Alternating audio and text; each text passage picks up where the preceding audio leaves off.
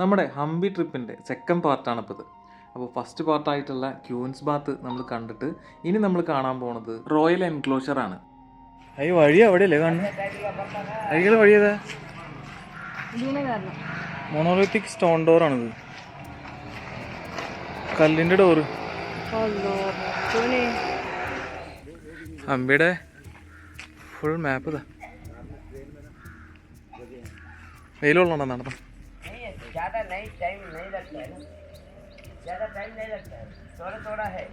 ഒരു കാലത്ത് വിജയനഗര രാജാവിൻ്റെയും രാജ്ഞിമാരുടെയൊക്കെ വീടായിരുന്നു ഇത്. ഒരു വലിയ ചുറ്റുമതിൽ കടന്നിട്ട് വേണം നമുക്ക് ഈ റോയൽ എൻക്ലോഷർ കാണാൻ വേണ്ടിയിട്ട്. എല്ലാ സൈഡും അടച്ചിട്ടുള്ളൊരു പാത്രയാണ്. ഇതൊക്കെ എടുത്തില്ല കേട്ടാ.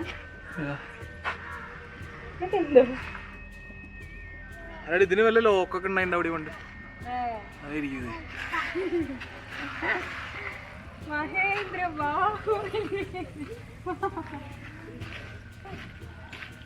ആരും ബാഹുബലി.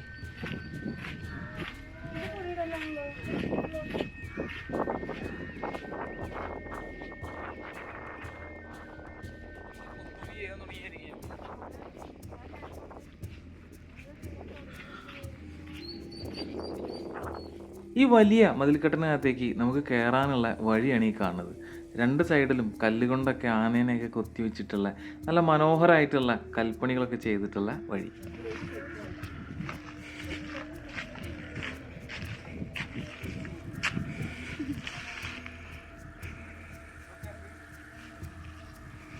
നോക്കിയടേ, ഇതിൻ്റെ അടുത്ത് Hazararama temple, king's audience hall, secret chamber, T shape tank, 11 invisible block, back stone, Pushkarani, public bath, ഇതൊക്കെ ഇതിൻ്റെ ഉള്ളിലുണ്ട്. Royal enclosure scan for booklet.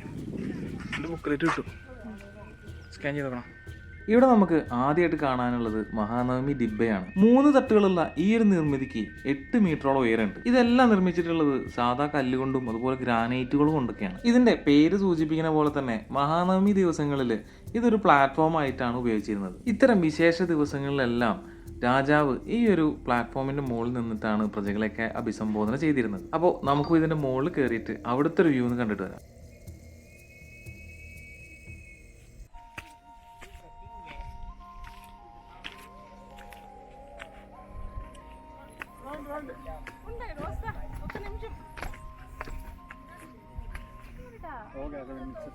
अरे नीचे से खींचे, छोड़ तू जा और खींच हमारा। हो जाओ क्या? हम तो हो जाएगा 3 जने का लाल पीला।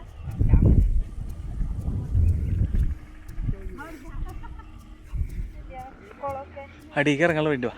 ആണ്ട് ആ ആക അപ്പുറത്തെ സൈഡിൽ ഉണ്ട്. ഏ ചേടാ, ആ സൈഡാ.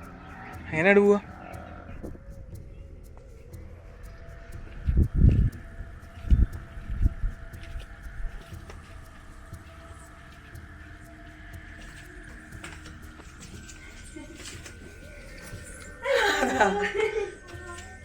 കുഞ്ഞിനോട് എത്തിയോ? Hello, hi. നമ്മൾ എങ്ങടാ പോണ്? ഹംപി പറഞ്ഞ ഒരാളെ മൂടലല്ല, കല്ലിൻ്റെ ഉള്ളിലുള്ള തണുപ്പുണ്ടല്ലേ. കരിങ്കല്ലിലുള്ള ഒരുപാട് കൊത്തുപണികൾ അന്നത്തെ കാലത്തെ ഒരു ദൈനംദിന ജീവിതത്തെയാണ് കാണിച്ചു തരുന്നത്.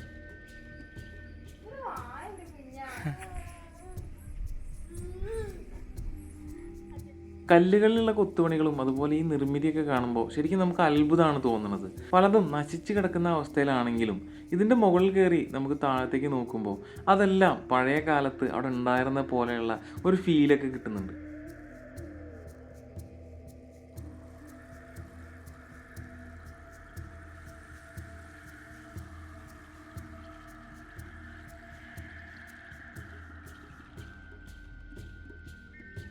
ഹംപി നമുക്ക് ഒരു ദിവസം കൊണ്ടൊന്നും മുഴുവനായി എക്സ്പ്ലോർ ചെയ്യാൻ പറ്റില്ല.